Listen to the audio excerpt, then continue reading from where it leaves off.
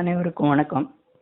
இன்னைக்கு நம்ம என்ன பார்க்க போறோம்னா, ரிப்பன் கஸ்டமைசேஷனில் ஒரு மெனு பட்டனை எப்படி ரிப்பனில் கிரியேட் பண்ணுறது அப்படின்றது தான் பார்க்க போகிறோம். ஏற்கனவே பார்ட் 1ல் நான் என்ன பண்ணியிருந்தேன்னா, இன்பில்ட் ஃபீச்சர்ஸை வச்சுக்கிட்டு எப்படி ரிப்பனை கஸ்டமைஸ் பண்ணுறதுன்றத காண்பிச்சிருந்தேன். அதில் ஒரே ஒரு ட்ராபேக் என்னென்னா, அது யூனிவர்சலாக எந்த கஸ்டமைசேஷன் இன்பில்ட் ஃபீச்சர்ஸ் வச்சுக்கிட்டு பண்ணாலும் அது யூனிவர்சலாக அப்ளை ஆகும். அதாவது எந்த ஒரு எக்ஸல் ஃபைலை ஓப்பன் பண்ணாலும் நம்ம பண்ண அந்த கஸ்டமைசேஷன் அதில் ரிஃப்ளெக்ட் ஆகும். இதில் என்ன ஆகும்னா, பெரும்பாலான சமயங்களில் நமக்கு ரிப்பன் கஸ்டமைசேஷன் அந்த ஒரு குறிப்பிட்ட ஃபைலுக்கு மட்டும்தான் தேவை. அப்படி தான் நம்ம வச்சுருப்போம். பொதுவாகவே எந்த மாதிரி ஆட்மின் ஃபைல் க்ரியேட் பண்ணுறவங்களும் அவங்க தான் இந்த கஸ்டமைசேஷன்லாம் பண்ணுவாங்க. இந்த ஆடின் ஃபைல் அந்த ஒரு குறிப்பிட்ட ஆடின் ஃபைலுக்கு மட்டும்தான் அந்த கஸ்டமைசேஷன் அப்ளை ஆகணும் அப்படிங்கிற மாதிரி தான் எதிர்பார்ப்போம்.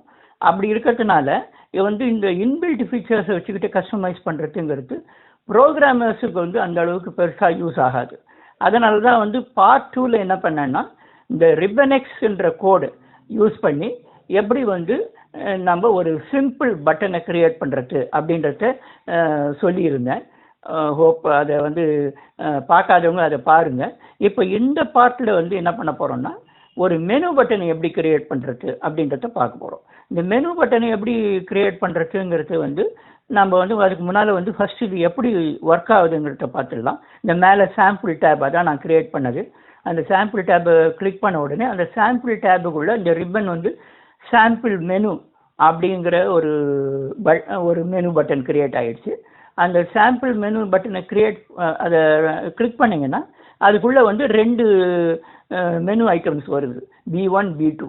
அந்த B1 கிளிக் பண்ணிங்கன்னா என்ன ஆகும்னா, this button is with a happy face அப்படின்ற ஒரு மெசேஜ் வருது. அது ஒரு மேக்ரோ தான். ரெண்டாவது கிளிக் பண்ணோம்னா this button is with a sad ஃபேஸ்னு வருது. இதெல்லாம் மேக்ரோவை எக்ஸிக்யூட் பண்ணுது. ஸோ அந்த மேக்ரோ எக்ஸிக்யூட் பண்ணும்போது அந்த மேக்ரோ எதுவாக இருந்தாலும் இருக்கலாம். ஏதாவது ஒரு யூசர் ஃபார்ம் ஓப்பன் பண்ணுற மாதிரி இருக்கலாம், இல்லாட்டினா வேறு எந்த மாதிரியான கமாண்டை எக்ஸிக்யூட் பண்ணுற மாதிரி இருக்கலாம், எப்படி வேணாலும் இருக்கலாம். அங்கே கொடுக்கப்பட்டிருக்கிற அதோட அந்த மேக்ரோவை நம்ம லிங்க் பண்ணியிருந்தோம்னா அந்த மேக்ரோ எக்ஸிக்யூட் ஆகும். அதுதான் இதனுடைய இது. சரி, இப்போ அந்த உள்ள அந்த கோடு எப்படி இருக்குது, இந்த ரிப்பனெக்ஸ் கோடு எப்படி இருக்குன்றத பார்த்துடலாம். இப்போ அதுக்கு முன்னால் என்ன பண்ணணும்னா, இந்த ஃபைலை க்ளோஸ் பண்ணி ஆகணும்.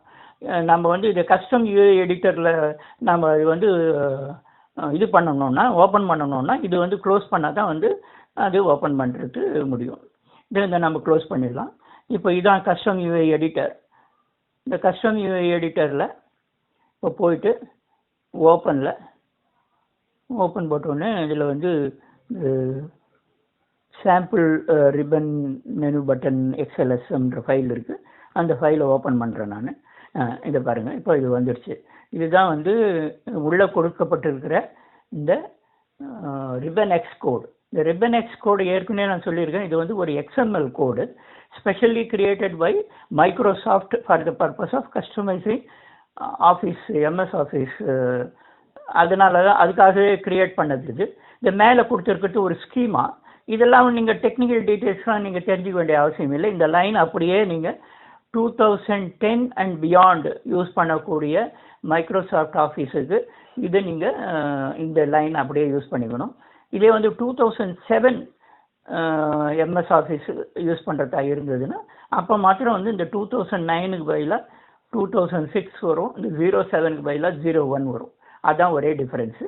மற்றபடி இந்த மேலே இருக்கிற லைனும் இந்த கீழே இருக்கிற இந்த கோடு உங்களுக்கே தெரிஞ்சிருக்கும். இந்த XML கோடில் இந்த டேக்ஸ் எல்லாம் க்ளோஸ் ஆகணும். இந்த கஸ்டம் யூஏன்ற டேக் இங்கே கஸ்டம் யூஏ டேக் க்ளோஸ் ஆகிடுச்சு. அதுக்கப்புறம் ரிப்பன் டேக், அதே ரிப்பன் டேக் க்ளோஸ் ஆகிடுச்சு. அதுக்கப்புறம் டேப்ஸு, டேபு, அதுக்கப்புறம் குரூப் எப்படி வருது. இப்போ என்ன ஆகும்னா, இந்த ஆர்டரை நீங்கள் மாற்றவே கூடாது. இந்த ஆர்டரில் தான் வரணும். கஸ்டம் யூஐ ஃபஸ்ட்டு, அதுக்கப்புறம் ரிப்பன், அப்புறம் டேப்ஸுக்கு அப்புறம் இண்டிவிஜுவல் டேப். எத்தனை டேப் க்ரியேட் பண்ணாலும் அது க்ரியேட் பண்ணலாம். டேபு, அந்த டேபுக்குள்ளே ஒரு குரூப்பை நம்ம க்ரியேட் பண்ணி ஆகணும். இந்த ஆர்டரும் இந்த குரூப்பும் வந்தாகணும். டேபுக்கு அடுத்தது குரூப்பும் வந்தாகணும். இந்த குரூப்புக்கு அப்புறம் நம்ம எந்த விதமான பட்டன்ஸ் வேணுமோ அந்த மாதிரியான பட்டன்ஸை க்ரியேட் பண்ணிக்கலாம். இந்த குரூப்புக்குள்ளே நான் இப்போ மெனுன்ற பட்டனை நான் க்ரியேட் பண்ணுறேன். ஸோ மெனுக்குள்ளே க்ரியேட் பண்ணும்போது பார்த்தீங்கன்னா இங்கே பாருங்கள், மெனு ஐடி இது நான் ஏற்கனவே சொல்லியிருக்கேன். இந்த ஐடி யூனிக் ஐடியாக இருக்கணும். அதாவது வேறு எதுக்கும் இந்த பேரை வைக்கக்கூடாது. அப்புறம் வந்து இந்த சைஸ் வந்து லார்ஜ்னு போட்டிருக்கேன். டிஃபால்ட்டாக வந்து சைஸ் வந்து ஸ்மாலு, ஸ்பெசிஃபிக்காக நம்ம லார்ஜ்னு கொடுக்கணும். ஒரு லேபிள்ன்றது பேர், அதில் என்ன பேர் வரணும்னு நம்ம விருப்பப்படுறோமோ அந்த பேரை கொடுத்துட்றோம். இதில் வந்து ஸ்பேஸ் இருக்கலாம், பட் ஆனால் மெனு ஐடியில் அந்த ஐடியில் வந்து ஸ்பேஸ் இருக்கக்கூடாது. இந்த இமேஜ் எம்எஸ்4 ஏற்கனவே வந்து எம்எஸ் ஆஃபீஸில் பில்டின் இமேஜ் அதுக்கு அது ஒவ்வொன்றுக்கும் ஒரு பேர் இருக்குது. அந்த அதில் வந்து ஒரு ஆட் டு ஃபேவரைட்ஸ்னு இருக்கிற ஏற்கனவே இன்பில்ட் இருக்கிற அந்த இமேஜை இங்கே காண்பிக்கணும் அப்படின்னு சொல்லிட்டு சொல்லியிருக்கிறார். ரைட். அதுக்கப்புறம் வந்து என்ன ஆகும்னா இந்த மெனுக்குள்ள அந்த நம்ம கிளிக் பண்ணுறதுக்கு 2 பட்டன் கிரியேட் பண்ணியிருக்கிறேன். இது மெனுக்குள்ள பட்டன். அந்த பட்டன் வந்து அந்த ஒரு பட்டனுக்கு M1 பட்டன் 1 கொடுத்துருக்குறேன். இது வந்து M1 பட்டன் 2ன்னு கொடுத்துருக்குறேன். 2வது பட்டனுக்கு லேபிள் அதே தான், நம்ம என்ன பேர் டிஸ்பிளே ஆகணும்னு நினைக்கிறோமோ அந்த பேர் கொடுத்துருக்கோம், B1 B2ன்னு கொடுத்துருக்குறோம். இந்த இமேஜ் MS4 வந்து மைக்ரோசாஃப்ட் ஆஃபீஸில் பில்டின் இமேஜ், அதை வந்து இங்கே டிஸ்பிளே பண்ண சொல்லி கொடுத்துருக்குறேன். இந்த ஆன் ஆக்ஷன் என்னன்னா, இங்கே வந்து அதை கிளிக் பண்ணால் மேக்ரோ 1 எக்ஸிக்யூட் பண்ணணும், இதை கிளிக் பண்ணால் மேக்ரோ 2வை வந்து எக்ஸிக்யூட் பண்ணணும் அப்படின்னு சொல்லியிருக்கிறேன். இப்போ பாருங்கள், இந்த பட்டன் வந்து இங்கேயே க்ளோஸ் ஆகிடுது, ஒரே லைன்லேயே க்ளோஸ் ஆகிடுது. வேற மெனு வந்து அது முடிஞ்ச பின்னால், பட்டன்லாம் முடிஞ்ச பின்னால் க்ளோஸ் ஆகுது. ஸோ இதுவும் வந்து க்ளோஸ் ஆகலைன்னு நினைக்க வேணாம், பட்டனும் க்ளோஸ் ஆகிருக்குது. இங்கே பாருங்கள், இந்த ஸ்லாஷ் போட்டு இந்த க்ளோஸ் பண்ணியிருக்கிறேன். ஸோ இங்கே ஏற்கனவே இது மொத்தம் க்ளோஸ் பண்ண உடனே நீங்கள் என்ன பண்ணணும்னா, அது கரெக்டாக தான் வந்திருக்கா இல்லையான்றதை செக் பண்ணுறதுக்காக இங்கே வேலிடேட்ன்ற இது பண்ணோம்னா, இங்கே பார்த்தீங்கன்னா custom UI XML is well formed அப்படின்னு சொல்லிட்டு ஒரு மெசேஜ் வரும். இல்லைன்னா அதில் மிஸ்டேக் இருந்ததுன்னா அதை நம்ம இது பண்ணணும். இன்னொரு முக்கியமான விஷயம் என்னென்னா, இது கேஸ் சென்சிட்டிவ். இது வந்து இந்த கோடே வந்து கம்ப்ளீட்டாக கேஸ் சென்சிட்டிவ். அதனால் வந்து எங்கே ஒரு கேபிட்டல் லெட்டர் இடத்துல வந்து ஸ்மால் லெட்டரோ இல்லை ஸ்மால் லெட்டர் வர இடத்துல கேபிட்டல் லெட்டரோ போட்டிங்கன்னா வந்து எரர் ஆகிடும். அதனால் வந்து you should be careful about இந்த case that you are use. அதில் வந்து இதில் எப்படி இருக்கோ அதே மாதிரி தான் வந்து நீங்கள் யூஸ் பண்ணணும். இது இன்னும் கொஞ்சம் போக இன்னும் அட்வான்ஸ்டாக தெரிஞ்சுக்கணும்னு நினைக்கிறவங்களுக்கு இதை பற்றி இன்னும் விரிவாக கூட நம்ம பார்க்கலாம். பட் இப்போதைக்கு இது போதும்னு நினைக்கிறேன். கஸ்டமைசேஷனில் எப்படி வந்து ஒரு மெனு பட்டனை கிரியேட் பண்ணுறது, அந்த மெனு பட்டனில் கிளிக் பண்ணால் 2 பட்டன்ஸ் டிஸ்பிளே ஆகும். அந்த பட்டனில் எந்த பட்டனை கிளிக் பண்ணாலும் மேக்ரோ வந்து எக்ஸிக்யூட் ஆகும். அப்படி தான் வந்து இது கொடுத்துருக்குறேன். ஸோ இது வந்து இது முடிஞ்சாச்சு. இதில் மேக்ரோ 1 மேக்ரோ 2ன்னு இருக்குது. இந்த மேக்ரோ 1 மேக்ரோ 2 நம்ம என்ன பண்ணுவோம்னா, அந்த எக்ஸல் ஃபைலில் ஸ்டாண்டர்ட் மாடியூலில் கொண்டு போய் அதை எழுதணும். இப்போ நம்ம திருப்பி இதை ஓப்பன் பண்ணலாம். இதை ஓப்பன் பண்ணிங்கன்னா இதில் வந்து இந்த ஸ்டாண்டர்ட் மாடியூலில் போயிட்டு பார்த்தோம்னா இது மேக்ரோ 1 இருக்குது, மேக்ரோ 2 இருக்குது. இது மேக்ரோ 1 மேக்ரோ 2.